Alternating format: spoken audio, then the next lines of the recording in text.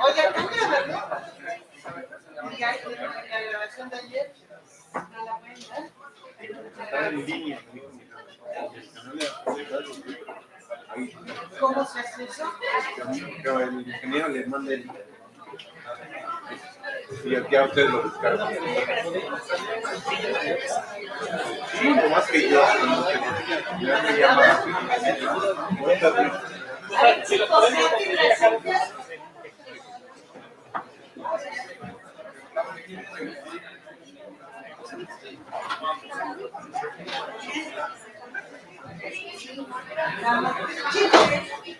Que nos deje 3 sillas acá. Ahí acá tenemos la silla.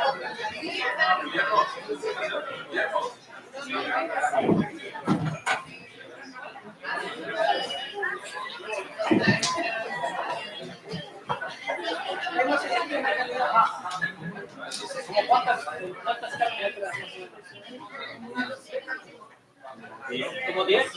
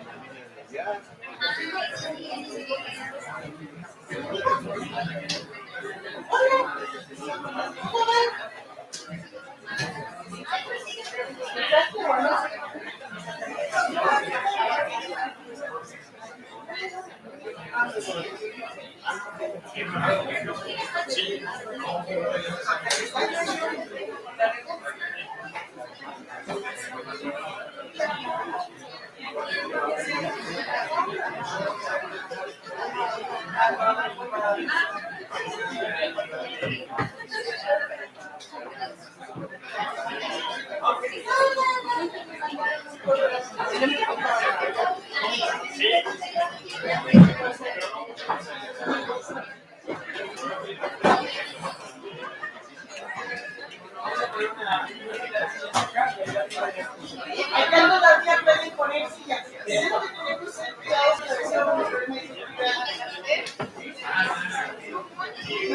Lo que les pedimos, estamos rellenando acá. Les pedimos que si se quedan sin ellos se vayan a los 5 minutos. Para que, porque también tenemos responsabilidad con la seguridad del auditorio. Nos dieron permiso, no fuimos por nuestra como locura. Nada más les pido no nos movamos mucho para poder hacer la charla bien. Te quedaron felices. Hay un evento en el Chile, hay otro evento acá. No contábamos con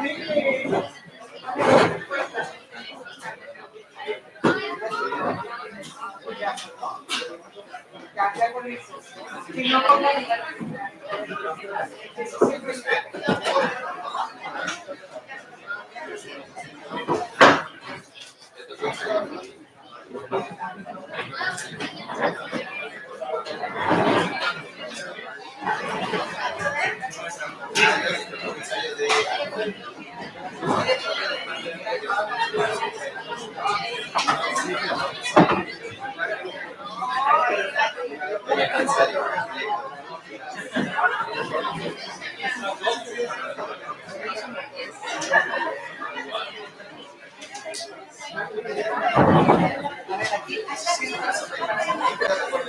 Ya no puede traer.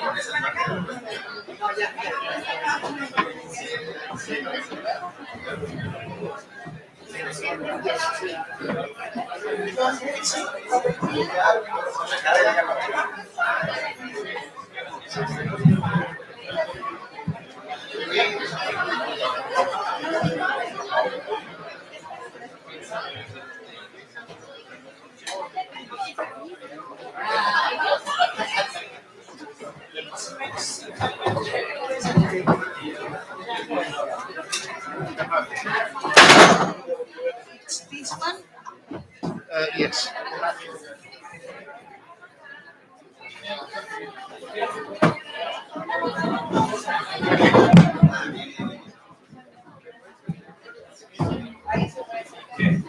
Siéntate en la mano.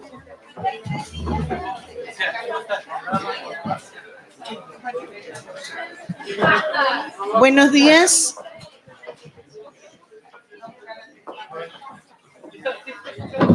Buenos días, ¿sí me escuchan? Bueno, queremos iniciar la segunda conferencia de este ciclo. El tema es crédito y financiamiento en el contexto de las discusiones de Bretton Woods, que ya todos deberíamos saber marca un hito en la historia financiera del capitalismo. Estamos un poco apretados. Queremos pedirles que seamos cuidadosos. Hay un problema de seguridad. No, por favor, no pongan sillas en las escaleras. Pueden sentarse y ante cualquier problema, pues rápidamente se desaloja. Tenemos que pedir esto porque sentimos un problema de responsabilidad. Jan, again, thank you. Yesterday lecture was wonderful. People are very excited. You see again the turn up, and we hope it will continue, and people will learn from all your experiences and your readings and teachings, and apply, and because it wants to be applied to our reality. Thanks again, and welcome to start the second part of the conference. So, thank you very much, Naomi. Thank you very much to all of you who are coming here to listen to my lectures and perhaps to absorb an alternative view on international money, international credit, and debt. Yesterday, I was speaking on a very highly theoretical level about the question of money, credit, debt, and the rate of interest. Today, I want to come back to the very practical policy issues that arose in the 1930s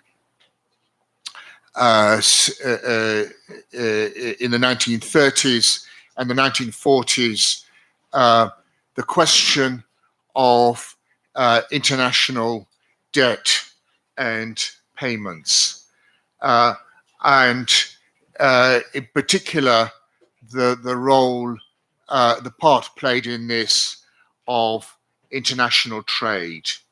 Now, this is important because for most of the literature on international money is about international trade and how payments can be made for international trade. It overlooks the very serious problem of international debt. And it's tomorrow that I will look more carefully at the question of international debt. What I will talk about today are the problem of international trade and payments as they were seen by Schumacher. Why Schumacher? Schumacher is one of the neglected authors in international monetary theory. He was one of the founders of this, and he described the problems that arose with this in many respects a more perceptive way than the more famous people who were Keynes and White. So I'll look at the Keynes plan, the White plans, and then the consequences. Discuss some of the consequences of this. Schumacher comes into this story in a rather interesting way. If you look up the works of Keynes, and in particular Keynes's discussions about the Bretton Woods, you don't find any reference to Schumacher. There is one, and I've copied this here, that on the 16th of September 1941, R.H. Brand was a very important investment banker in London. He was not just important in investment banking circles, but in diplomatic circles as well. He was on the British delegation to Versailles in 1918, at Bretton Woods and so on. And he sent to Keynes a memorandum by E.F. Schumacher, a German Rhodes Scholar who was then working as an agricultural laborer on Brand's farm, entitled Some Aspects of Post-War Economic Planning. This memorandum advocated an international clearing arrangement. There is no record of Keynes's comment on the proposal and no indication that it influenced the development of Keynes's ideas. And you can obviously see the class problems in this. Keynes receives a memorandum on international monetary, on international payments written by a farm laborer. Why would Keynes read the reflections of a farm laborer? In fact, the reason why Schumacher was working as a farm laborer is because he was a German citizen, and he was a refugee from Nazism. And the only way, when the war broke out, German citizens were interned. And the only way he could avoid this was by volunteering to work as a farm laborer. So this is how a man who was the Rhodes scholarships are scholarships at Oxford University. You know, they're very, very high. They're for foreign students, very upper class foreign students. Schumacher was one, but nevertheless, he had to work as a farm laborer. So he had a plan, but the reason why these plans were being put forward, the starting point of them was the fact that the German government was starting to think about how they could organize international payments in occupied Europe and in Europe and in the Europe that would emerge when the Germans had won the war. So already in in 1941, the Germans were thinking in terms of what would happen in the ultimate victory. The person who was most influential in this in Germany was a German banker, Hjalmar Schacht. Schacht was a very clever financier whose specialization was in debt management. And he was president of the Reichsbank, the German central bank. In fact, he helped to finance the Nazi rearmament. Schacht ended up as one of the top leaders who was supposed to be tried at Nuremberg after the war. And the only reason why he why he wasn't tried was because in 1940 he complained to Hitler that Hitler was issuing too many short-term bonds, too many bills in excess of the agreed amount with the Reichsbank. And for that, Schacht was removed from the Reichsbank. You know, you didn't quarrel with Hitler.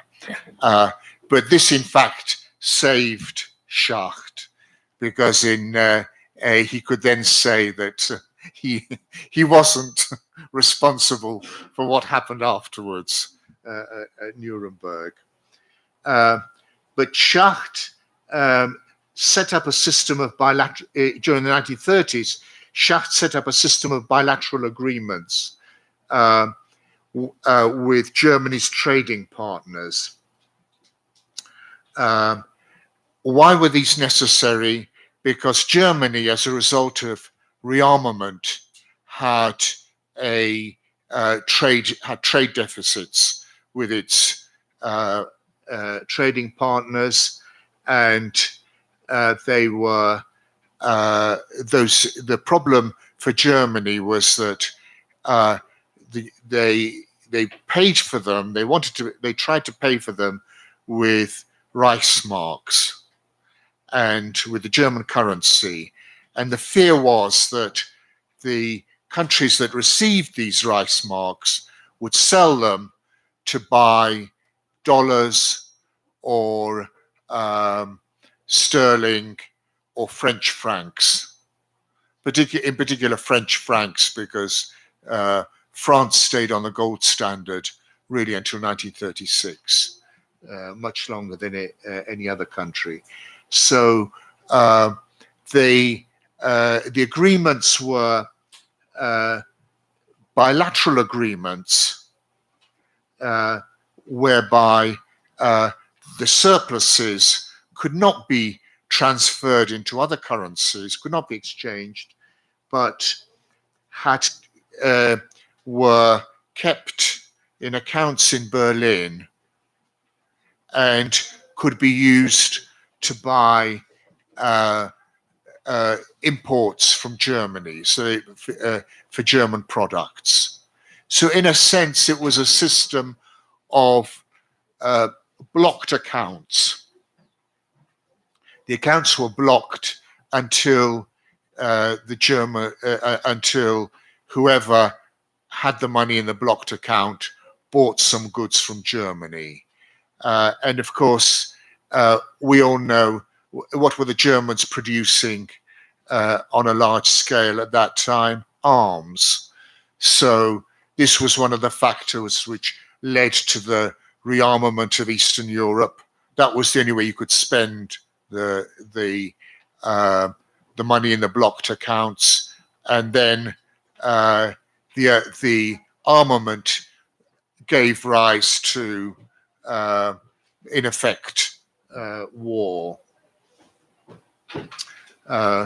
Except for the Poles, I can say this: the Polish government was very clever about this. They used the money to buy German armaments, and they then sold the German armaments to the Spanish Republic.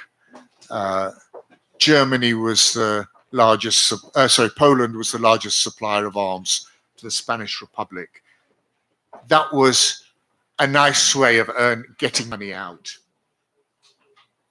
And from this comes this idea of bilateralism. Bilateralism is a system of balanced trade between two countries. Germany would pay for its imports in Reichsmarks. After the war, when the war started, Germany continued to pay for imports with Reichsmarks, but they then also charged countries that were under occupation. They were charged to the administration of those countries. So countries like France, Belgium, the Netherlands, Luxembourg had to pay for their own occupation by the Germans. So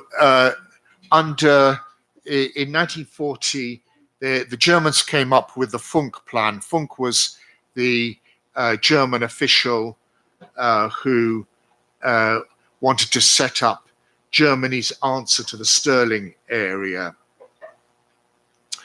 In the Funk plan, the Germany and Italy together would organize European trade with multilateral clearing. And I will explain this later. Multilateral clearing means you use the surplus from one country, you can use it to buy from another country. Gold would not be used within Europe, but trade outside Europe would be bilateral. Imports from the US would have to be balanced with exports to the US in order that Europe have the dollars to buy US or have the dollars to buy goods in the United States. Multilateralism is about using the surplus in trade from one country to pay for trade in another country. This multilateralism is a fundamental problem which had been hidden under the gold standard, when in effect gold was used as or gold bullion was used as the means by which you made payments, international payments. And so this gave you multilateralism, because if Mexico had a surplus with the United States, it could use that surplus because that surplus would be paid in gold or silver, actually, earlier in the century, earlier in the 19th century. That gold could be used, or silver could be used, to buy goods from Europe. Okay, so the gold standard solved the multilateralism problem. It was in the discussion and trade in economic theory, it doesn't appear. Why? Because trade theory always, and you reflect back on your lectures on international trade, they all put forward international trade as a bilateral problem. And then it says that in the textbook, if they're good, they will say, if it's bilateral, if it works bilaterally, it will work multilaterally. That is not the case. It's not the same thing. So, for example, in Ricardo and Adam Smith, you find the standard bilateral trade is between England and Portugal. And the problem of multilateralism emerged with the collapse of the gold standard. The gold standard, when under the gold standard, someone in the French colonies could buy goods from England and pay for them in gold.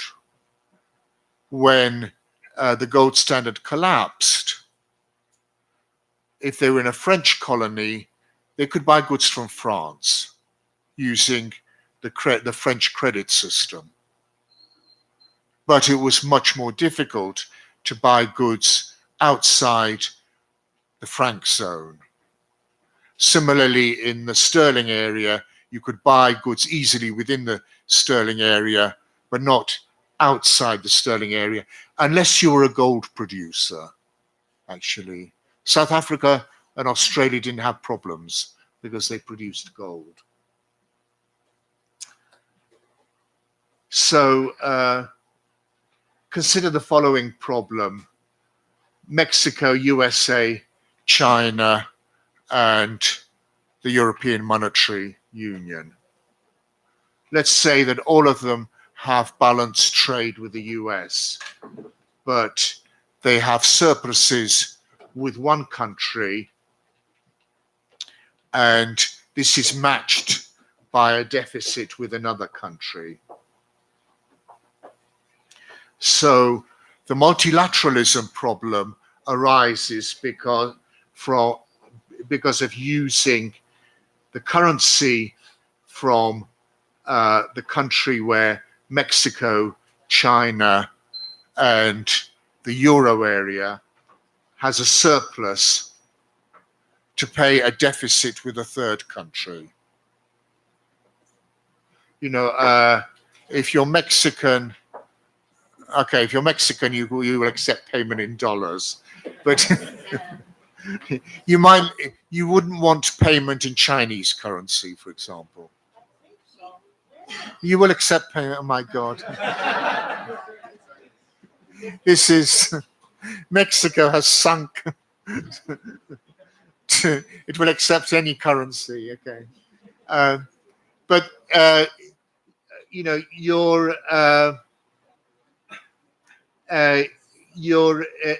what it does is it requires some kind of equilibrium in the foreign exchange market at current exchange rates. Otherwise, what happens is that you're changing trade patterns. As trade patterns shift, you get different balances and exchange rates are no longer stable. There's a problem, there are two problems here. One is a problem of reserves, and the other one is a problem of complexity.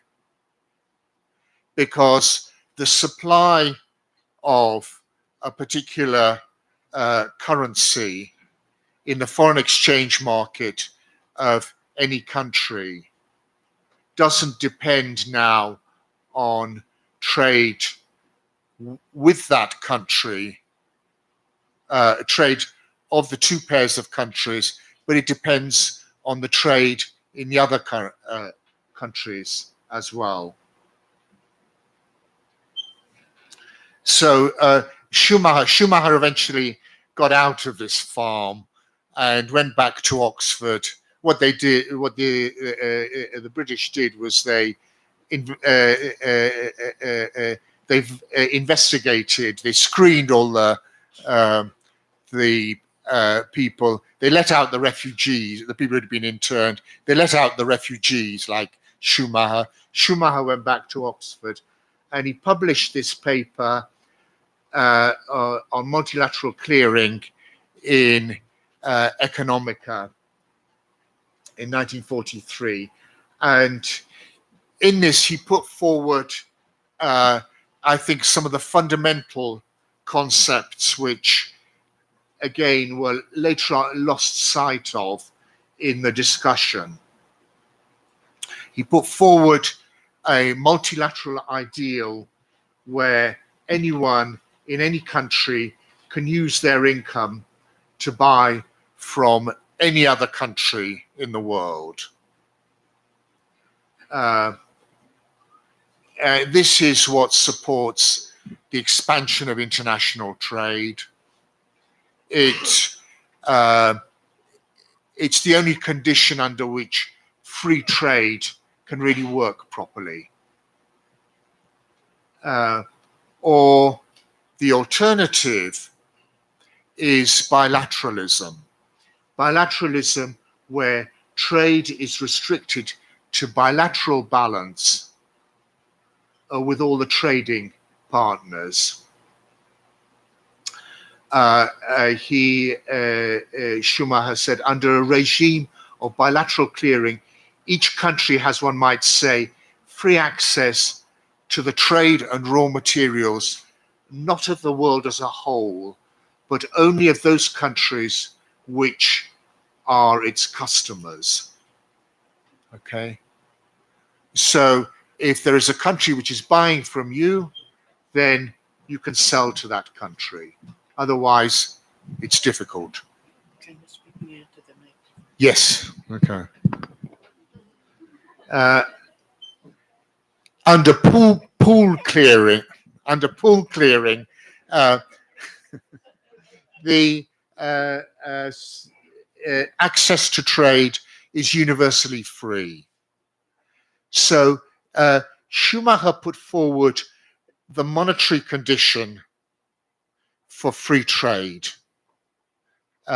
which doesn't appear in the interestingly enough in the literature on international trade.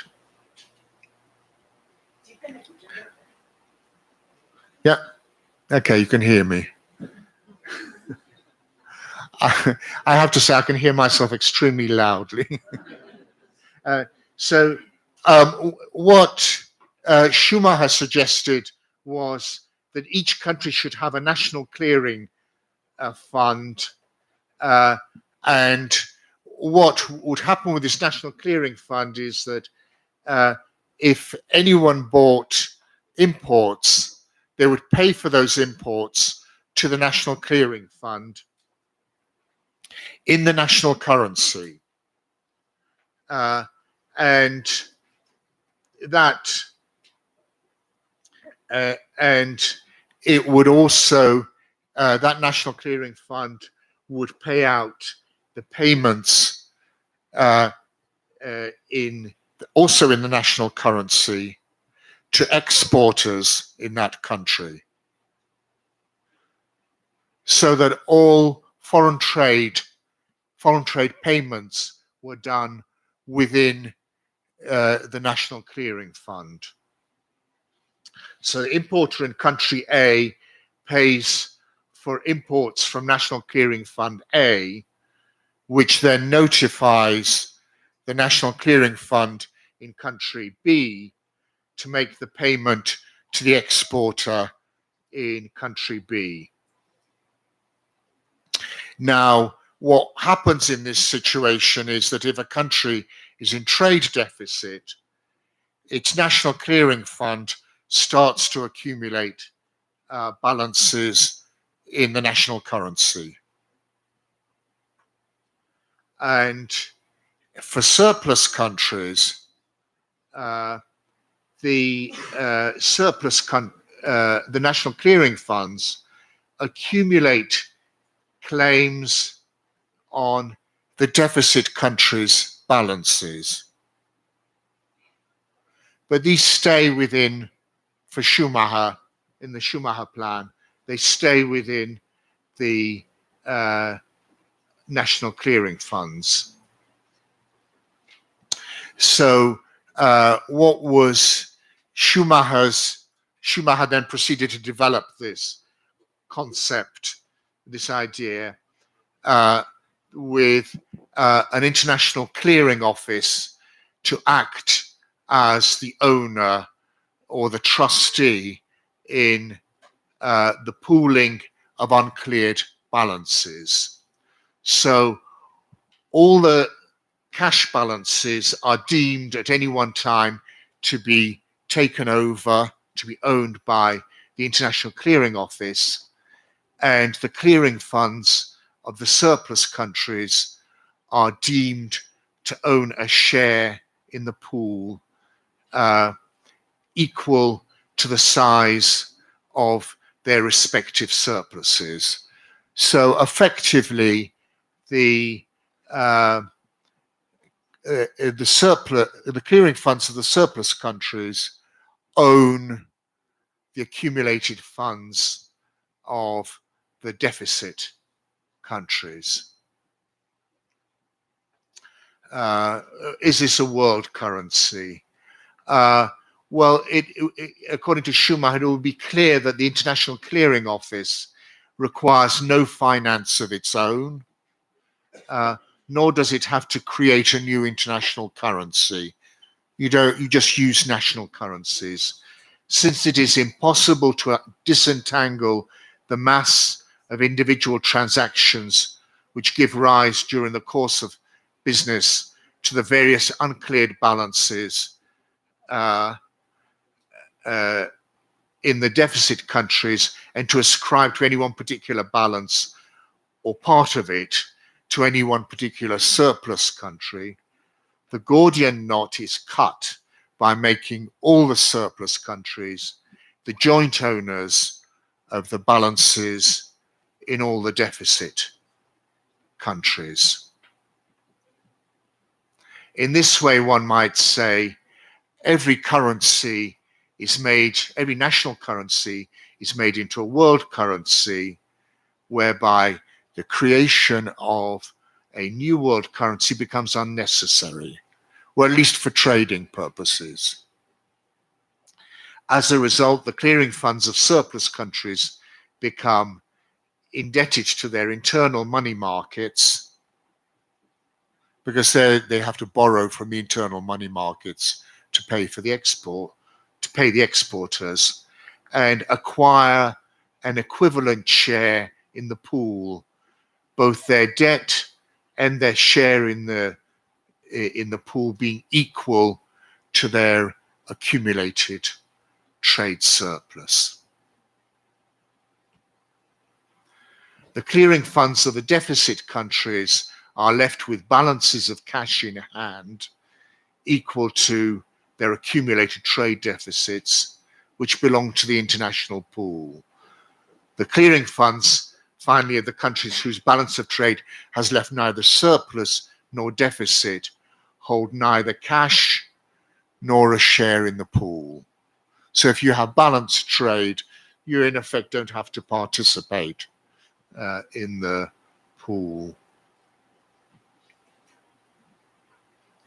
The discouragement of surpluses, because there is an attempt in this to discourage countries from operating surpluses. It comes from the fact that holding those accumulated surpluses becomes unprofitable and risky.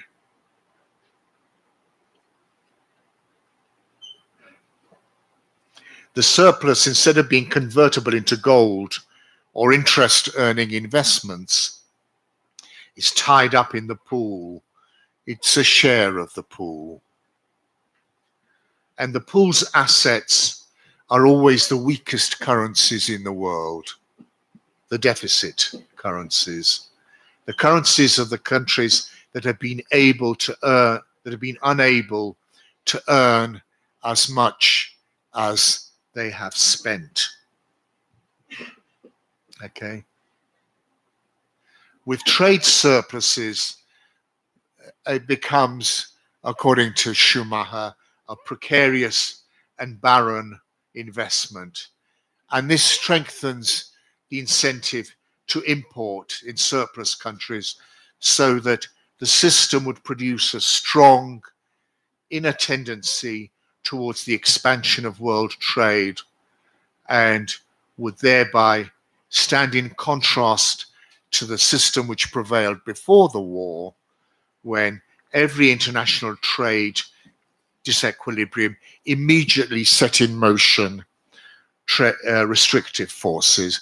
This is for the obvious reasons that we all know, that countries in deficit, faced with the possibility of devaluation, try to restrict imports. How do you do this? Well, the most efficient way, the most effective way, is by deflation. So you reduce expenditure in the economy either by devaluation or reducing demand in the economy. But one way or another, you're creating deflation and restricting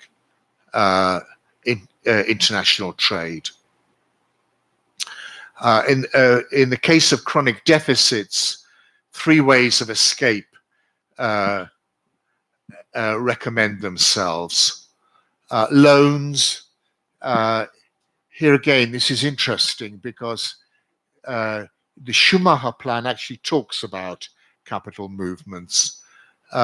This he thought was desirable in the case of what he called backward areas that stand in need of industrialization. Yes, because they need to import plant and machinery. The essential nature of international capital movements, they always are and must be an exchange from the debtor country's point of view of import surpluses today against export surpluses in the future. So the loans have the disadvantage that they will require the country to have a surplus at some point in the future. Devaluation of the exchange rate really should be aimed at trade balance or the avoidance of undue cash holdings or debits in the various national clearing funds. But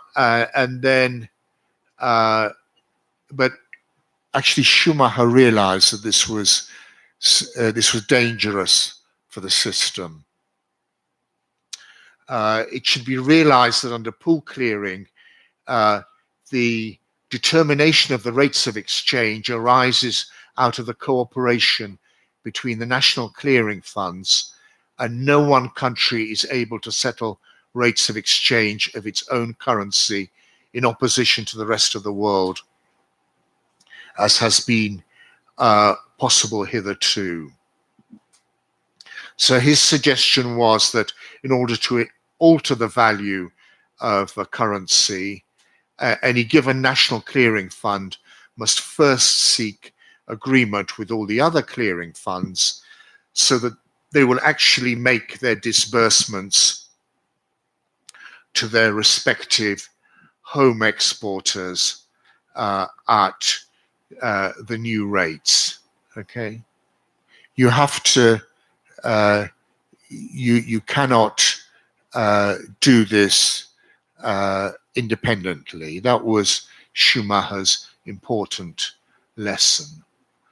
And the third way of solving the deficit problem is to change the structure of production to make exports more attractive abroad. And this is obviously a matter for industrial policy. This is linked, the whole matter for Schumacher was linked to the problem of unemployment. He saw the roots of protectionism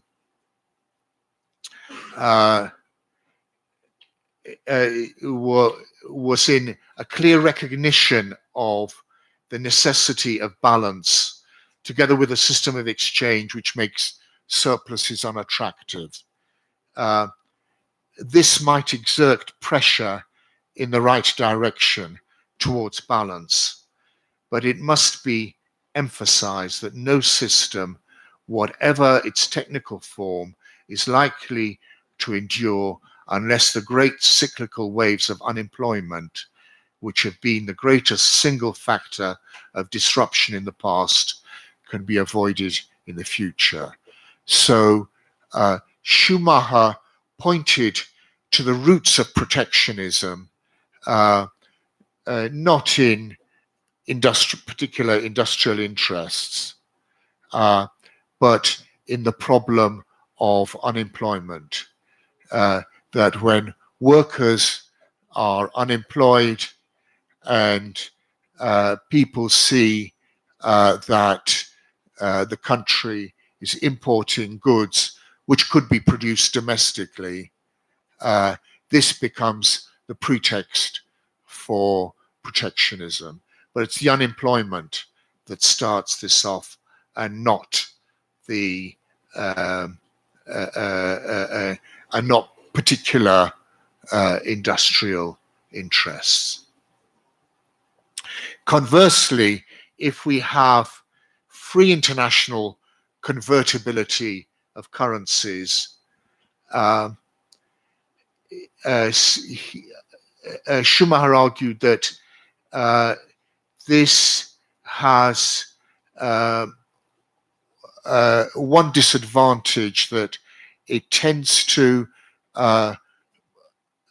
encourage movement towards balance, but towards balance but through restriction of trade. Pool clearing for him offered one outstanding advantage. Its inner mechanism tends to overcome temporary disequilibrium situations in international exchange by expansion instead of restriction. The main burden of adjustment is placed on the surplus countries, and forces are brought into play to make them spend their surpluses, thereby enabling the deficit countries to get rid of their deficits without restricting their purchases. So Schumacher was moving towards a concept whereby the system would naturally move to equilibrium. Okay, can I?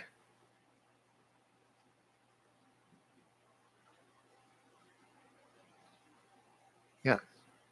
So I would just, my comment on this is this on the scope of devaluation in this. It's unlikely that the clearing funds of surplus countries would agree to a devaluation of the currency of any deficit country. Why? Because this would diminish the value in the currencies of the surplus countries of the equity held by the national clearing funds of the surplus countries. Now let's remember, what's happening is that in the surplus countries, the national clearing funds have been borrowing from their money markets to pay exporters to pay for the excess exports of the surplus. So they have borrowing in their own currencies, but against that borrowing, their asset is their claim on the accumulated funds in the deficit countries. But those deficit countries' currencies, if they're devalued, then those accumulated funds will also be devalued. So you have, in effect, technically an insolvency of the surplus countries. Let me move on to the plans. I'm talking about the plans because actually the plans were much more consistent than the what emerged later on in the Bretton Woods agreement. Although I'd say something about the Bretton Woods agreement at the end. The Keynes plan was written up by Keynes in Proposal for an International Clearing Union. It was published by the British government as what the British call a white paper, which is a kind of a paper stating a government policy which they intend to make into law. Keynes's idea was that there would be an international clearing union which would give each member state a quota in an international currency, in an artificial currency invented by Keynes called Bancor. Now, what this quota would amount to would be 75% of 3 pre-war years average imports and exports. So this would be revised annually with the moving average of the actual volume of trade. So with this quota, 75% of this quota would be an irrevocable overdraft facility. In other words, what's sometimes called a line of credit, which each government would have automatically. All member governments, by members was meant the governments, because this is an intergovernmental organization, would make payments out of this facility and would have to accept payments in that facility. The US and the UK would have a controlling vote in the International Clearing Union. This was obviously done to flatter the Americans and also to flatter the British, and also to put all the other countries in their place, so they wouldn't have any controlling vote, but they would have to go along with, they would have to get agreement with the US and the UK. Needless to say, this upset a number of other governments, most notably the French, I believe the Mexican government as well, and quite rightly. And this would operate under a system of fixed but adjustable exchange rates. So the fixed exchange rates would be against Bancor. How would equilibrium arise in this? The surplus countries would have to pay 1% interest on their Bancor credits above 25% of their quota, and 2% on the credits above 50% of their quotas. Above 50%, there would be discussions with the governing board of the union to create favorable conditions for imports. For the deficit countries, they would have to pay 1% on the debit balances above 25%, and 2% above 50%. So the same, more or less the same amounts, and may devalue at their discretion their currencies against Bancor by up to 5%, and then debits above 75% may result in expulsion. So but let's forget that. Let's remember that devaluation, changes, and problem of excessive surpluses or deficits would have to be discussed with the governing board, who has the deciding vote, the US and the UK. So it was, in effect, a way of kind of building in US and UK hegemony. The economic consequences of Keynes, well, expansionary in terms, undoubtedly expansionary in terms of initial reserves. But there's a problem of bilateral trading of the Bancor credits. You see governments not wishing to pay 1 or 2% on their credits, may prefer to lend them out to another government, to other governments willing to pay a positive rate of interest. Well, of course, you could get around this by banning trade in Bancor, but how could you ban it? You know, you could just simply say that the loan was a payment for you know, some government services. It would be difficult to control this. The second problem with this is that the pressure for equilibrium of a 1% fine is weak. And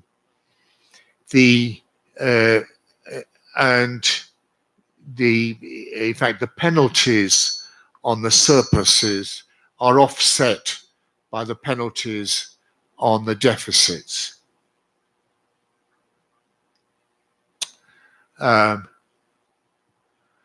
Indeed, if we look at, maybe I'll come back to the joint problems with this by looking at, let's say, the White Plan. The White Plan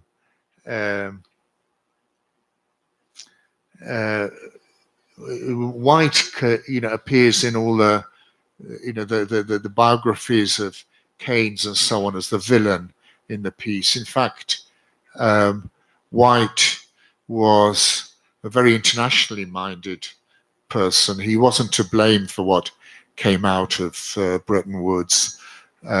White was one of what were known as the Roosevelt internationalists. He spent the last years of his life under accusations by the right-wing people in America, accusations that he was a communist agent, and defending himself against these. But in 1943, he wrote the United States proposal for a United and Associated States Stabilization Fund. So he had a completely different idea for the Bretton Woods for international for this international agreement. This would be not so much a clearing union. It was more going to be a fund for stabilizing exchange rates. Each member government would have a quota which to which it would contribute, 12.5% of this would be, the quota would be in gold. 12.5% would be in its own currency, and 25% of the quota is in its own government securities. So 50% of the quota had to be paid in to the fund. Each member country may purchase with its own currency, foreign currency from the fund, up to the value of the quota. And above quota purchases would require 4/5 of the members to approve. Now, the problem with this is that actually the size of the quotas was far more restrictive on surpluses and deficits than the Keynes plan.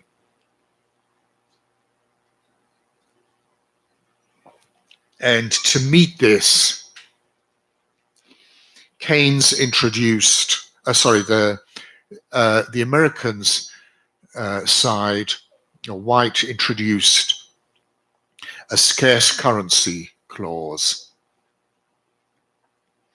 A scarce currency clause simply meant that the currency of a country with a trade surplus would start to become scarce in the international monetary system. Why?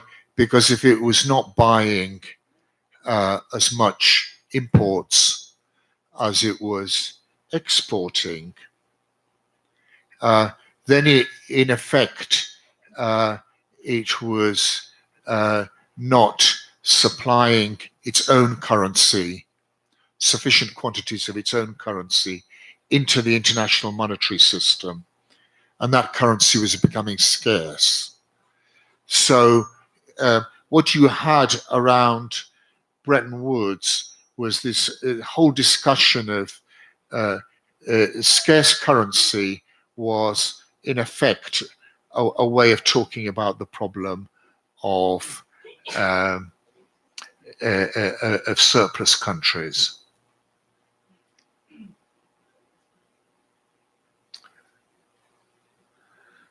And the difficulty is that the restriction on surpluses and deficits results in the rationing of scarce currencies.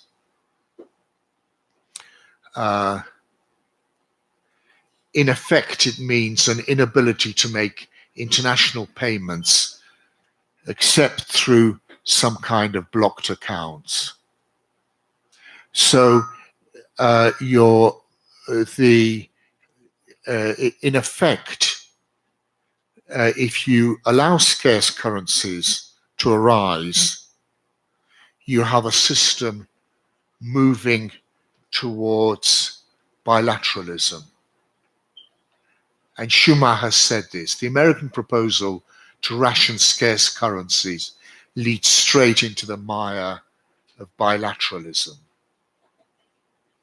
And when Schumacher referred to the mire of bilateralism, he meant precisely, he meant not just the economic consequences. The economic consequences are that countries restrict their imports to the countries that are exporting, to countries that are buying their products. The restriction on imports restricts international trade. Restriction on international trade gives rise to unemployment. Unemployment gives rise to protectionism. And protectionism brings with it politically not just the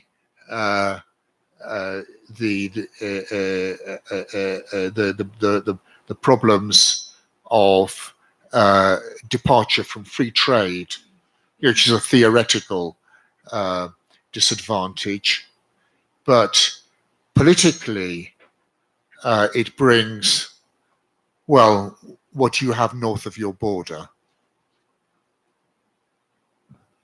nationalism, all the other political elements. That's what he meant by the mire of bilateralism. So what in effect the White Plan did was it sought a stabilization for fixed exchange rates, but no instruments for achieving it. Inevitably, what would happen is that the government obligation to maintain fixed exchange rates with inadequate support from the stabilization fund leaves only the possibility of deflation for deficit countries to maintain the exchange rate. So this is the mire of bilateralism. Oh. What in effect happened with Bretton Woods, as you all know, is that the system moved much closer to the system of that the Americans wanted. In effect, a reserve fund. There was the criticisms of that system that subsequently emerged were important because for two reasons. One is a theoretical one. The conception that was discussed and agreed in the Keynes plan and the White plan and agreed at Bretton Woods had a very simple concept of equilibrium. That equilibrium was equilibrium of trade. And it was this trade equilibrium which was going to bring about this mire of bilateralism in international trade. One of the things that was wrong with it, the other thing that was wrong with it was that it took no account of capital flows. Keynes, when he came back from Bretton Woods, declared that the Bretton Woods system gives all the advantages of the gold standard minus the disadvantages. He omitted one important advantage that the gold standard had. Under the gold standard, it was possible to make capital transfers between countries. Under the Bretton Woods system that emerged, this could not happen. It could not happen because the only way in which you could sustain the Bretton Woods system with inadequate reserves, because the system gave inadequate reserves for international payments. The only way you could do this was with capital controls.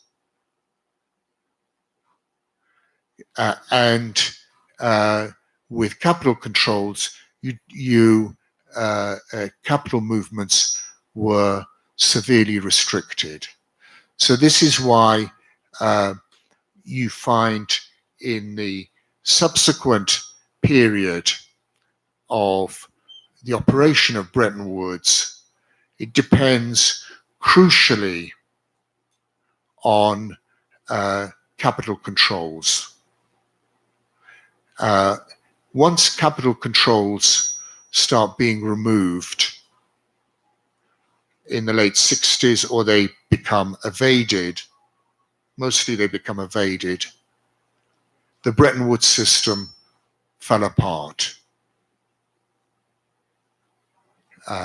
And we moved to a system based on the US dollar, the system that I will be talking about tomorrow, but which has one advantage: you can make capital movements, and except in countries where they still have capital controls.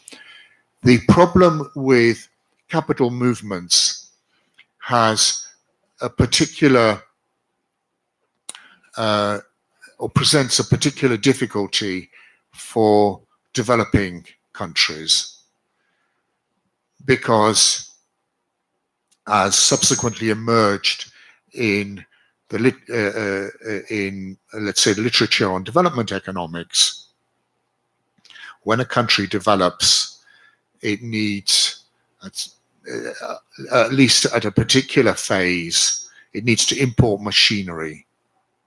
It needs capital inflows. This was usually argued on the basis of American industrialization. That American industrialization started off in the 19th century with capital inflows from Europe, and then moved towards capital outflows. Not all countries experienced this. Other countries did it differently, most notably Japan. But it's this that makes the solutions, it highlights really the inadequate nature of Bretton Woods. And I think the inadequate nature of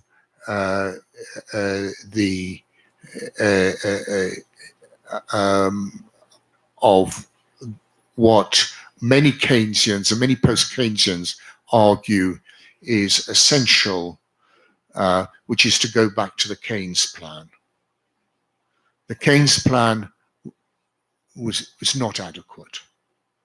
It provided the reserves, but the concept of equilibrium is wrong, and the concept of there is a problem around capital flows, and in particular the problem of capital flows to developing countries.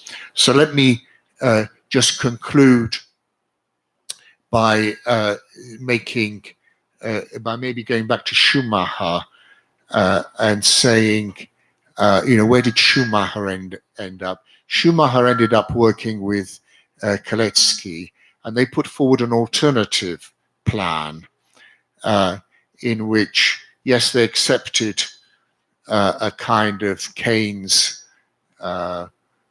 proposal for a large amount of reserves for each country. But they said that the pressure on surplus countries was to expand imports was really inadequate. Inadequate because in many cases those export countries may be already at the point of full employment. And if you have countries that have a trade surplus at the point of full employment, you may find that those countries are uh, uh, cannot expand imports more without causing inflation. How would you expand imports? Well, you would expand aggregate demand. If you expand aggregate demand at full employment, you get inflation. So it's not, this was not an adequate solution. What Schumacher and Kalecki suggested as alternatives is that you have the developing countries are automatically provided with loans from the clearing union, and loans from the loans which can be used for industrialization purposes, and that these loans be long-term and rolled over. So do you have a mechanism for creating those industrial development? Secondly, that countries that have trade surpluses should be obliged to use those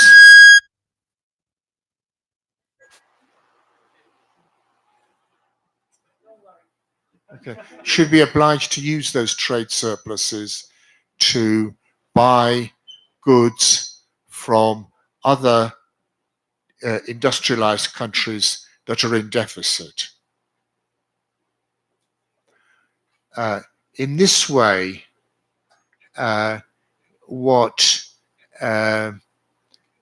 they were doing was trying to twist the terms of trade in such a way as to encourage exports from industrialized countries that were in deficit, provide the financing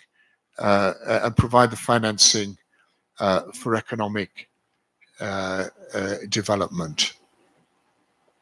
Schumacher and Kalecki were not in any government delegation, and what eventually happened with Bretton Woods was that, as we all know, it broke up. It moved into dollar hegemony, but it actually moved into something else, which I find is a very interesting aspect of this discussion, and that is the move into regional multilateralism. Under the Bretton Woods system, even under the Bretton Woods system, there was there were particular regions which operated on a multilateral basis.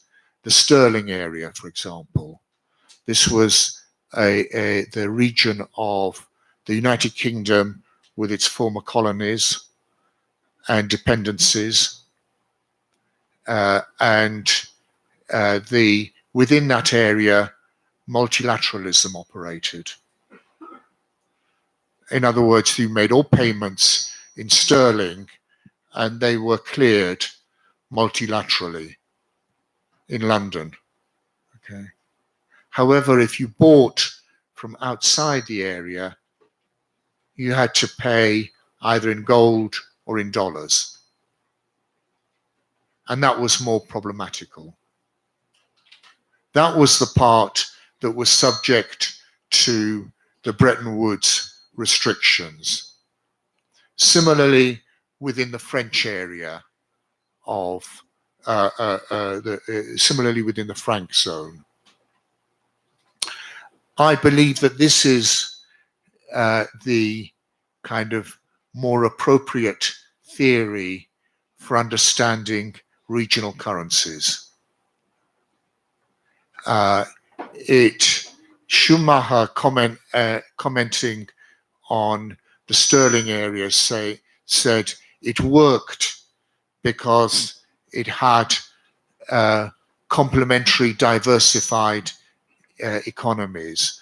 There were industrialized economies producing manufactured goods. There were economies producing raw materials, economies producing agricultural products. If you have complementary economies, that can work. If you have, if we're talking about regional monetary theory, if you look in the textbooks, what you find under regional monetary theory is optimal currency, optimal area, optimal currency theory. And under optimal currency theory, there is one mechanism for equilibrium, and this is the wage rate.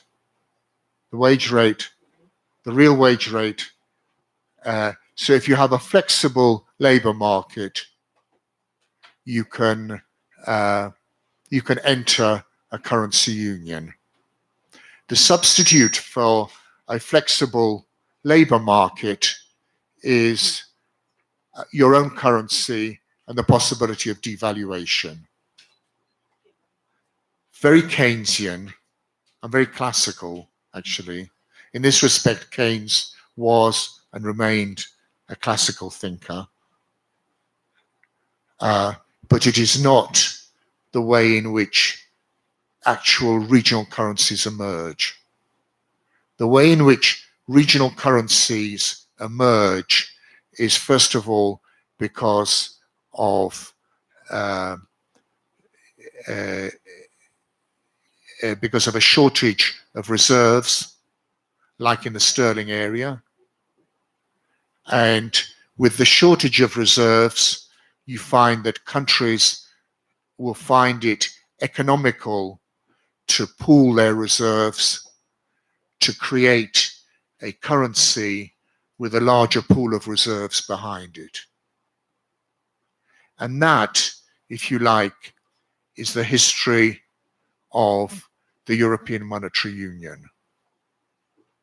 Why was the European Monetary Union created? It was created because the individual countries did not have sufficient reserves, except for Germany with its trade surplus. The countries didn't have sufficient reserves to maintain the value of their currency. So they tried various mechanisms to fix exchange rates. These didn't work. Why are fixed exchange rates so important in Europe? Because our economies are small, except for Germany. You know, the economies are very small and very open. If you devalue your currency, you immediately have an inflation problem. The United Kingdom, the Bank of England, spent 8 years trying to create inflation after the financial crisis and didn't succeed. The only way inflation came was through the devaluation of sterling after the referendum on the European Union. Sterling devalued by, 10%, I think. Devalued by 10%, the rate of inflation rose. It has, in a sense, it's a salutary lesson to the Bank of England. But this is a problem in Europe. That if you have a very open economy, your rate of inflation depends on your exchange rate. If you want to stabilize this, you maintain fixed exchange rates. Yeah, you have the same. Yeah, well, so you need to move into a pooled currency somewhere, preferably not with your neighbor across the Rio Grande.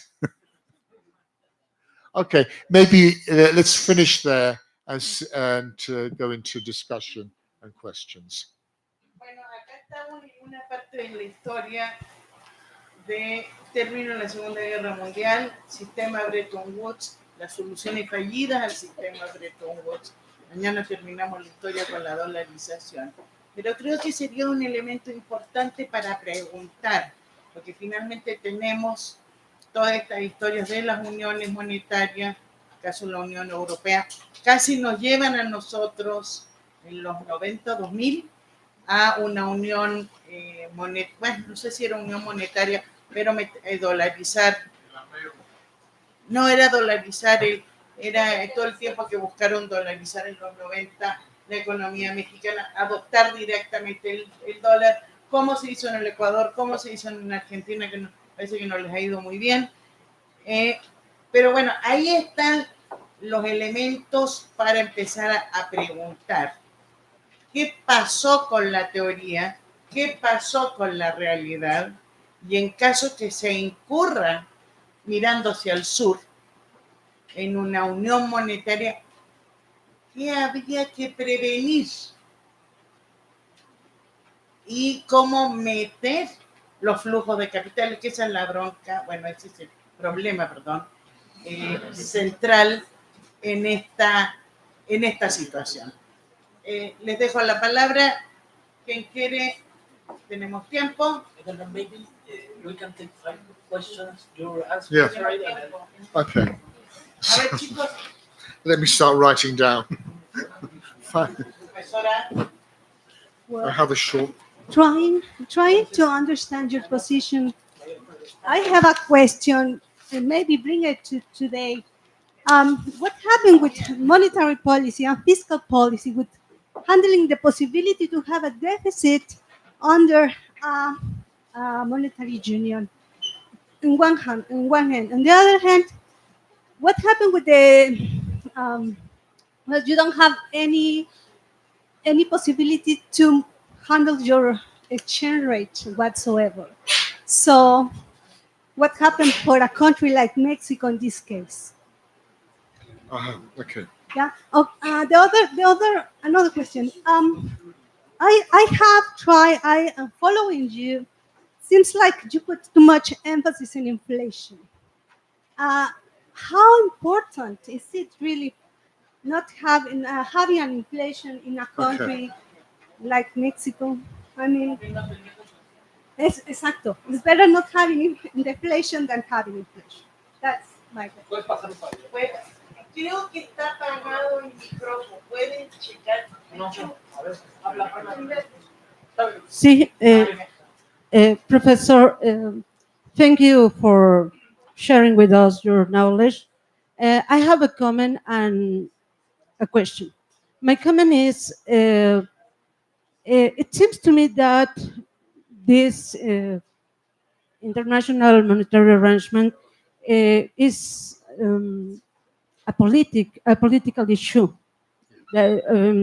And obviously, many of these issues have to do with the way developing and developed countries interact in international trade. So my question is, according to these themes, what is better for developing countries? Have regional monetary agreements or international monetary agreements, and what conditions should be taken into account for that? Dejamos esta chévere y de ahí hacemos otra ronda para no. Hacemos otra ronda. Okay. Thank you for coming once again, Mr. Toporowski. I have 2 questions.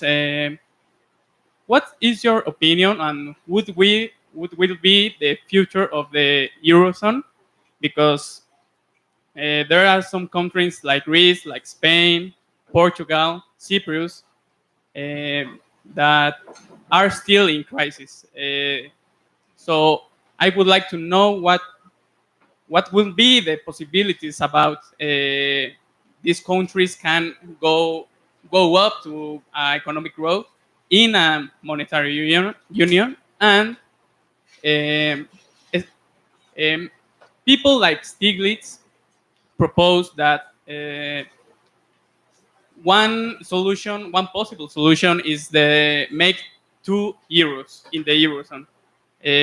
1 euro from developed countries like German and France, and another euro for these countries, for Spain, Greece, etc. This really help these countries to have economic growth. If you can answer. Okay.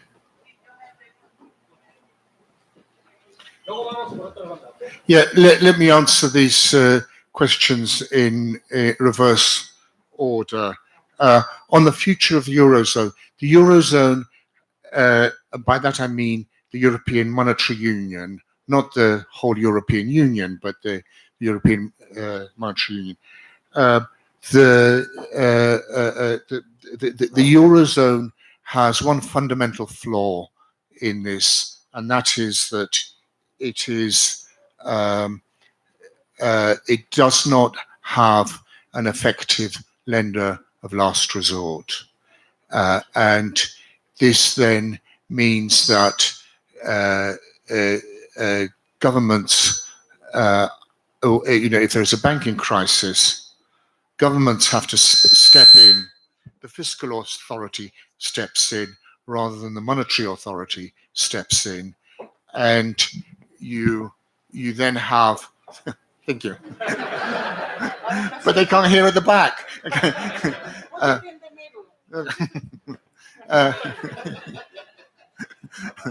no compromise. These the the government steps in, and then you have this phenomenon that in Europe it's called the doom loop. The doom loop is, for example, the government of Ireland. The government of Ireland, before the 2010 crisis, the Irish government had a very good macroeconomic fundamentals, as they call them. Its government debt to GDP ratio was something like 25 to 30%. It's it was running a balanced budget. All this kind of thing, very, very virtuous, according to the orthodoxy. When the financial crisis happened, they had to take over their banks. They had to issue bonds. They got heavily into debt, and of course, blew through all the restrictions on government borrowing that exist in Europe. So they cannot actually apply these restrictions if you want to keep the banking system going. So this is my I think the fundamental flaw in the system that needs to be remedied. In particular, if, as in my view, financial stability is virtually the only thing that a central bank can do effectively. I don't believe that central banks can control inflation. I don't believe that they can do any of these other things. On Stiglitz's idea of a two-tier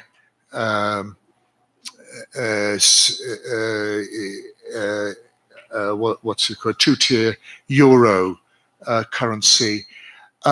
This is really this goes back to the Keynesian idea, or that you use the exchange rate as a substitute for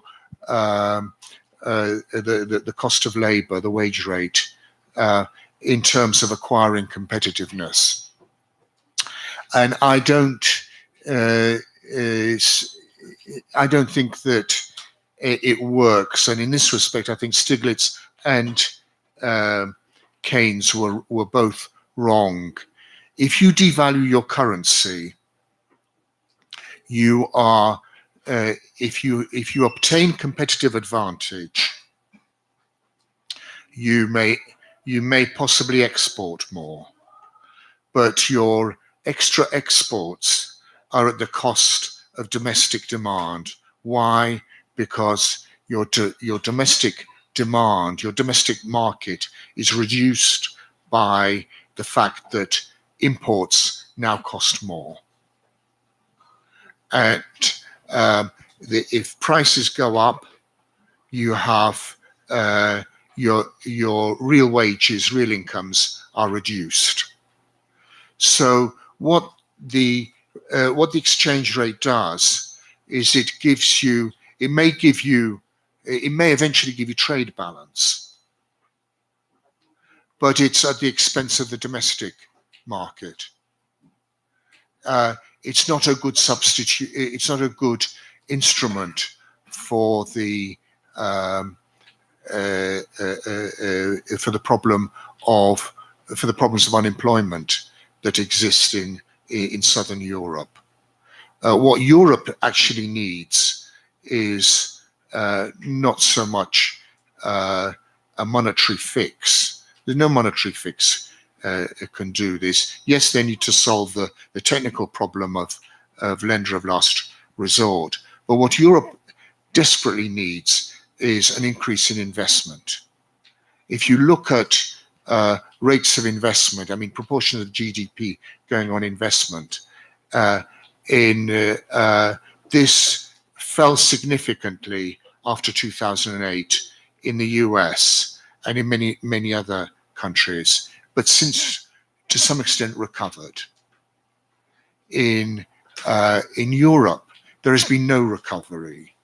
That's the root of the problem in Europe, and it's actually a profoundly Keynesian analysis, because the essence of Keynes's idea in the general theory is the idea that output and employment are not determined by the wage rate, by the real wage rate, but they're determined by the level of investment. The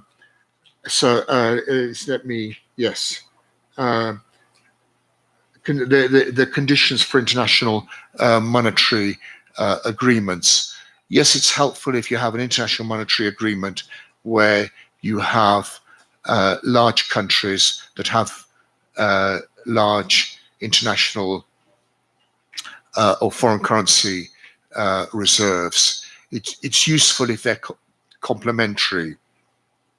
If you look at, for example, the Southern African currency union based around the Rand zone, that works in part because South Africa is semi-manufactured, and you can have a degree of multilateral clearing there. It becomes more efficient. Would it work as well, for example, in East Africa? I'm not sure. Would it work, let's say, in Central America with Mexico and the other countries, the other smaller countries? Well, Mexico is a semi-industrialized country. Come on. Does it have reserves? Does it have reserves? Well, oil reserves. Okay. But certainly, you know, there would be political problems in becoming part of the dollar zone. How important is inflation? Inflation, I think, is important, but it needs to be dealt with through monetary control. Now, by monetary control, I don't mean control of the money supply. as the monetarists believe, but I mean that you need to use monetary and fiscal policy to control the amount of liquid assets that is held by by large corporations and the banking system. Why is this important? Because in developing countries, in most countries, the way in which inflation arises is actually through the exchange rate. If you have, if your banking and an industrial system is too liquid, then they have there will be a tendency for them to dollarize. In particular, if you have a situation as you have in Mexico at the moment, where you have a left-wing government and big business doesn't like this. So you can always find economists who will say that, and industrialists and bankers who will say that the government is conducting unsound financial policies which are bound to lead to inflation. What is the implication of this? Don't leave your money in Mexican pesos, convert into dollars. And that's the big danger. That's why you need to have a combination of monetary and fiscal policies that will lock down those pesos and keep them within the system. Sorry?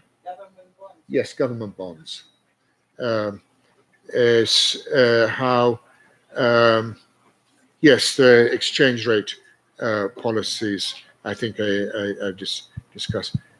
Deficits under monetary unions. This is an intriguing question because in Europe, both the right wing, but when I say right, I mean the German monetarists, and the left, by which I mean most of the post-Keynesians and many of the Marxists, argue that the fundamental problem of Greece and Italy is that they have trade deficits with Germany. This doesn't matter. The internal trade deficits in a monetary union don't matter because you have multilateral clearing. The money is there and it's provided.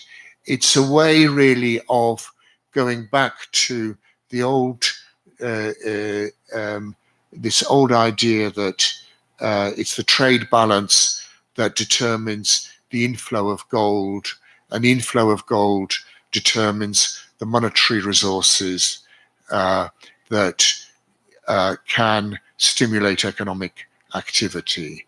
This is Keynes's. This is in Keynes's notes on mercantilism. It's a kind of. It is a form of. It is a type of monetarism, but the situation is actually more complex than this. You have to distinguish, between net flows, gross flows, and net flows, capital flows, all these complications. It's not the trade deficit that counts. Now we can go for another round of questions. Yeah. Okay. Pregunten en español si quieren y Como quieran. A ver, acá. 1, 2, 3. Well, I have one question. You told us about the White and Keynes plan, but I think that there was not just economic discussions, but there was political one. So in that regard, for example, thinking about the historical perspective of the multilateral clearing possibility among within the world, which are the political things that do not allow that to happen, because it could be possible that there are economic and technical possibility, but it's not a political one. So what would be, for example, we have an advance, for example, within the Eurozone and the European Union, but now have the Brexit thing, which is a political thing, which breaks the possibility of advancing in that idea of multilateral and united world, for example. Yeah. And I think that should be discussed with more detail, because for me, Keynes' plan was not just an economic thing, but was a political one, because the survival of, or if the Keynes' plans was accepted, it means that the sterling area it's going to be existing, but the existing of the sterling area is not just for the Commonwealth. It was because Britain was an imperialist country. So in that imperialist idea, it means that Britain has the possibility of imposing to that country the sterling area. So it's not just an economic problem, but a political one, and probably mainly political than economic. So how we can think about that and say which is the real possibility, the economic possibility within the political scenario of today. Ahí, y después ahí.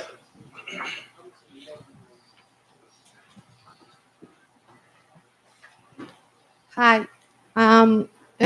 What do you think about which the actual role of financial derivatives in the context of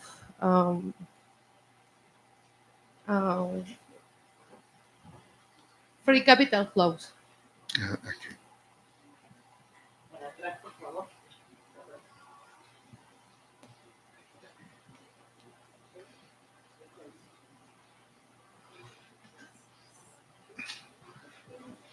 You just mentioned that the European Union needs the investment in order to grow.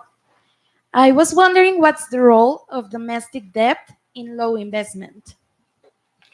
The role of domestic debt.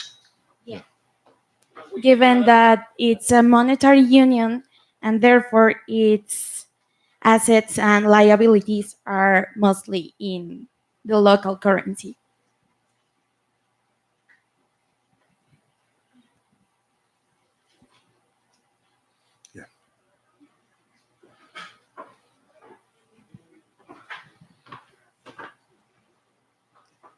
Bueno, yo la voy a hacer en español.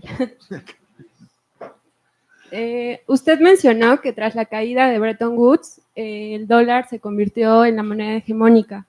Entonces, quisiera saber si podría mencionar algunas consecuencias políticas y económicas de esta situación, ¿no? De que el dólar se haya convertido en la moneda hegemónica.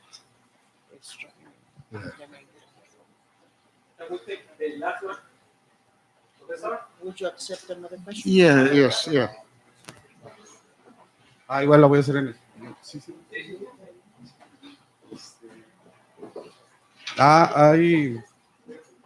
Hay dos, bueno, hay una discusión que ha tenido desde el plan White y el plan Keynes. Habla más fuerte porque si no te escucho. Sí. Bueno, ha habido una discusión desde el plan White, plan Keynes, desde la caída del patrón oro, la Primera Guerra Mundial, y esas discusiones sobre un acuerdo internacional monetario para tratar de llegar a la estabilidad de la moneda, del dinero internacional, ha sido recurrente en la historia monetaria internacional, y sobre todo en quién toma el rol como moneda hegemónica o como país hegemónico, y ejerce esa, ya sea por medio de la fuerza, que sería la coacción, impose the strength or coercion. Y digamos, en una discusión que ha sido permanente en todo. Pero a ver, la pregunta, porque si te pones a comentar y yo tengo bueno, que introducir, es que ya voy, va eso. Bueno, la pregunta es, en este contexto actual, ¿son las mismas condiciones similares con un hegemón en declive relativo? A ver, no entendí la última parte. El declive relativo del dólar. Ajá. In this context de... No del dólar, de Estados Unidos. El dólar of the United States, sigue siendo protagónico how you will como get the financial moneda de reserva stability internacional. La pregunta es, ¿qué podría cambiar en estas discusiones, dado toda esta historia que es muy nutrida y muy sobre las posiciones teóricas y sobre los planes que se puedan imponer?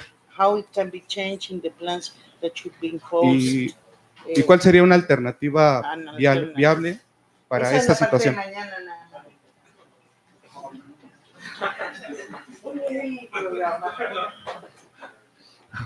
Okay, let me go through them in the order in which they were given. Yes, the political discussions. I agree with you. There were a lot of the discussions at Bretton Woods were determined by the political hegemony of the United States, and they were essentially very political. They weren't just political. They didn't show the participants at their best. Keynes, for example, constantly making remarks about the fact that the American delegation consisted of Jewish bankers. He complained about the fact that they couldn't speak in Christian English. This sort of thing, which was as I say, doesn't show them at their best.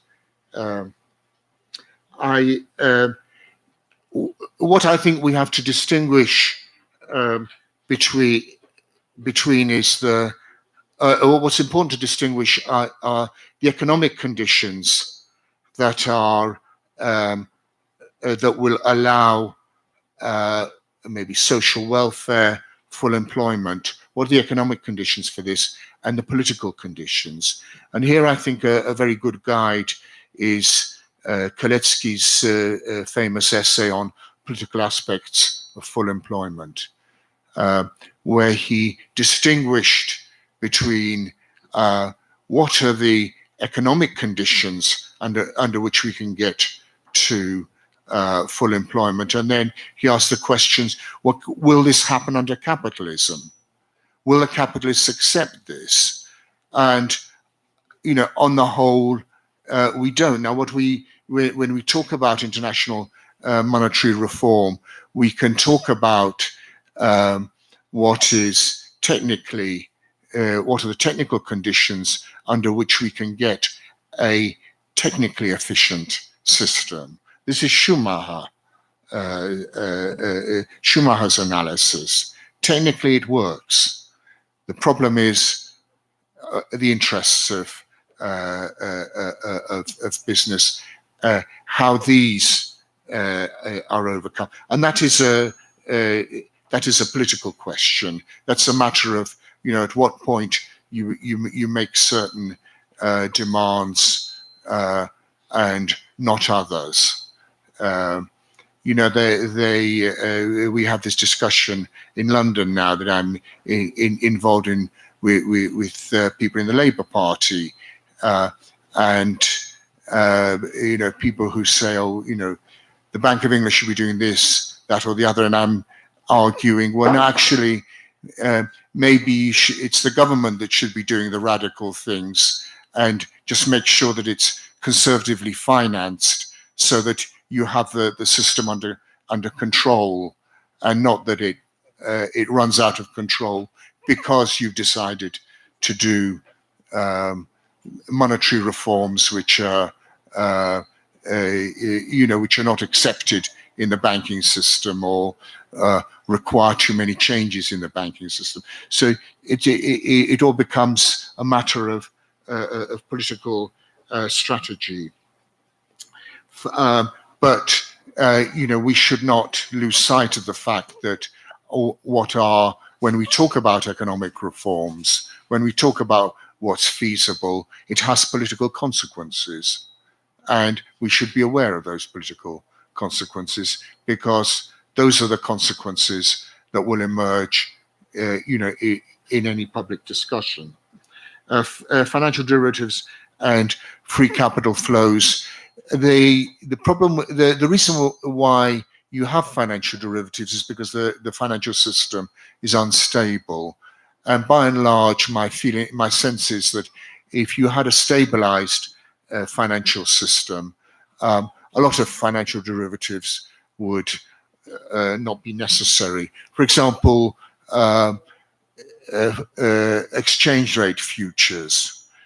Under the Bretton Woods system, there weren't exchange rate futures. You knew what the exchange rate was. It wasn't going to change. So why pay someone to fix your exchange rate for you? When the government was doing this for you. So it really raises the question of financial stability, and how do you fix that financial stability? Well, this, in my view, is a matter of monetary control. And monetary control is more than just regulation. It's the way in which the central bank conducts its operations. It's also the way in which the fiscal authority conducts its tax and borrowing operations.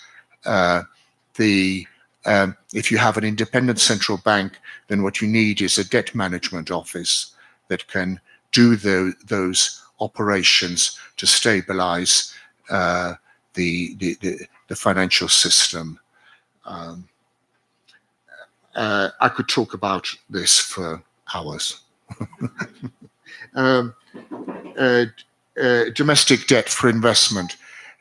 This is a problem not so much in Europe, but for developing countries, where there is a tendency for at particular phases of the international monetary cycle for borrowing to shift towards foreign currency borrowing. Borrowing for investment should, wherever possible, be done in the domestic currency. Why? Because the government can control the terms of that borrowing. If it borrows in foreign currency, it cannot control the terms of that borrowing, and it cannot control the availability of that borrowing. So if you have a situation like where this is a particularly serious problem now in Africa. Nigeria, for example, in recent years, was issuing euro bonds in dollars for no other reason than that the rate of interest it was paying was 7%, whereas the domestic rate of interest was 13%. And now and of course, this didn't take into account exchange rate risk. Their exchange rate has depreciated by 20%. The markets are now closed to them. They can't roll over this debt. That's a recipe for financial crisis. Wherever possible, investment should be done by domestic currency. The consequences of dollar hegemony. Well, the consequences of dollar hegemony are that there's really more to it than the politics. The politics is important, but the real factor which keeps the dollar at the top is that international debt is overwhelmingly in dollars, and the dollar hegemony, yes, it's backed by the Federal Reserve, and the United States. But in balance sheet terms, what backs the dollar is the fact that well over 60% of international debt is in US dollars. And that's what's really backing the dollar. That's why countries need to hold dollars in their foreign currency reserves, not because they've been told to by Donald Trump or Jay Powell. They have dollar debts, so you keep dollar reserves as a hedge against that. So this is the fundamental issue. Financial instability under hegemony. Yeah, the issue of financial instability is deeply ideological, in the sense that every time that there is a financial crisis, I see all my more orthodox Marxist colleagues rejoicing. The end of capitalism is inevitably happening. Then you read banking history or financial history, and you read about how throughout the period of sterling hegemony, the sterling or the United Kingdom suffered successive banking and financial crises every 10 years or so. Didn't make a difference. Sterling was the top currency. The dollar currency, 1920, okay, it started, when did it start? It started in 1920s, when Europe got mired in international debt. The dollar was relatively debt-free. They survived the 1929 crash. There were current countries that were going on the dollar standard already in the 1930s. They continue. They survived. In 2008, the exchange rate for the dollar went up, not down. You know, it continues. And why does it continue? Because debt structures continue. Because there are still governments in the world that have dollar debts, and and that's why they need, as I said, to keep dollar reserves. What does the political, one of the banking consequences of this is that the top dogs in the banking system are American banks. Why? Because they have access to the US clearing system. They can clear. It's getting worse. Europe is getting dollarized. The European banks operate not, they manage their liquidity not in the market for euro, unsecured euro borrowing, but in the market for dollar swaps. Why does the European Central Bank needs its currency swap facility with the Federal Reserve? Because, and why did it use it in 2010? Because the European banks are financed in dollars. Why is it that the no European Siemens, no European corporation will break US sanctions against Iran?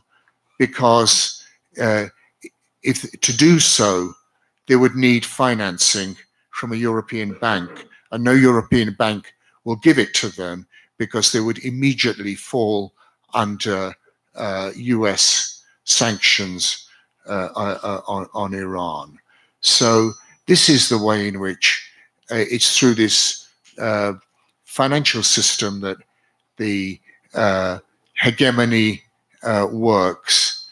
How can we get around this? Well, the Europeans are talking about this. No. How much it will succeed, I really don't know. If I was about to say that if the Germans are in charge, then it won't. But maybe I'm exaggerating. You need.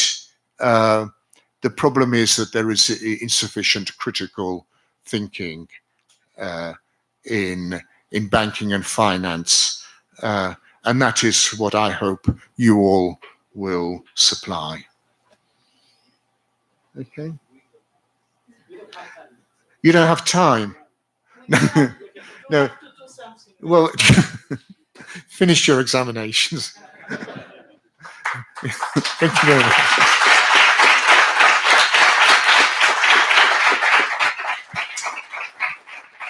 Agradecemos nuevamente a los presentes, al profesor.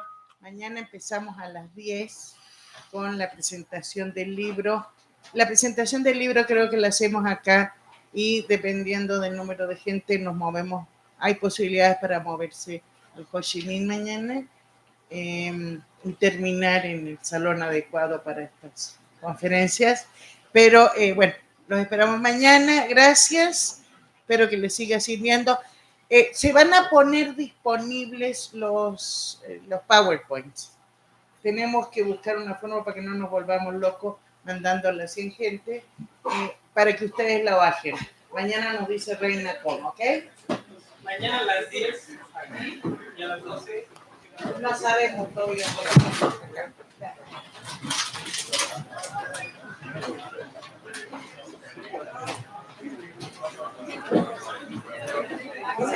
Chicos, ¿se entendió?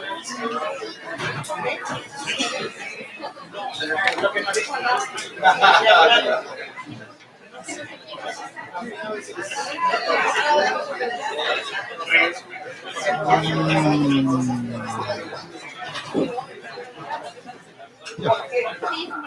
Okay, look forward to it.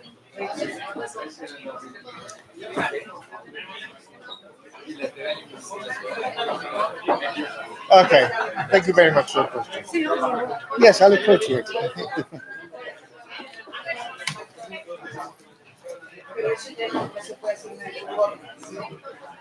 ¿Cómo ven?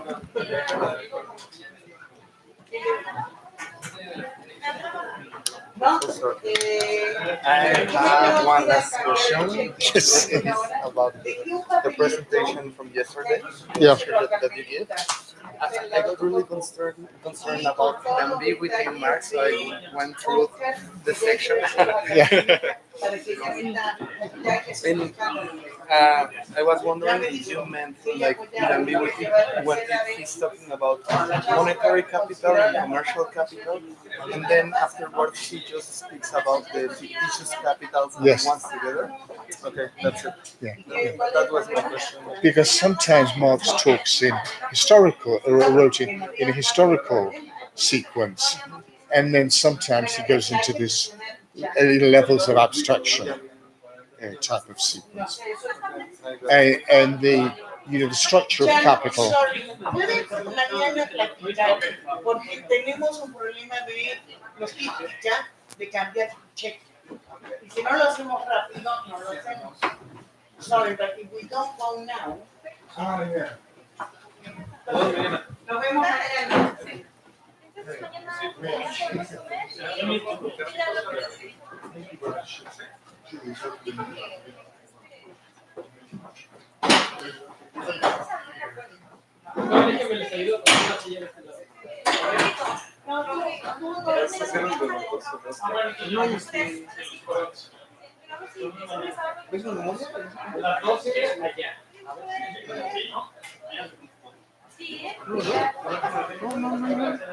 No, es quitoso, pero no hay nada más que sacar. No. Ya, creo que.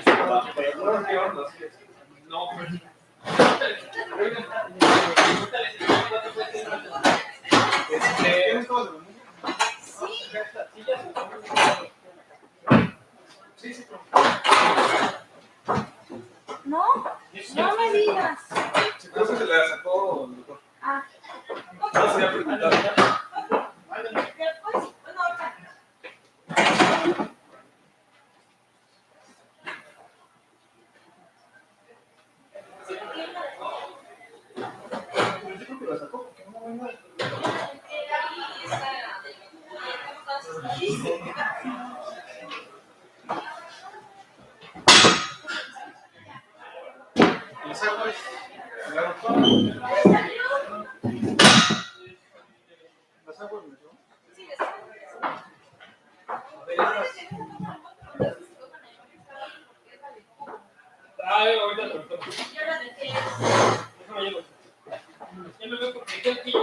Vale.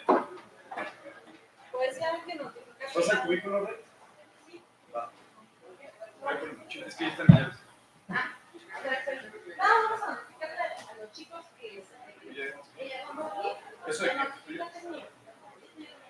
hay que subir.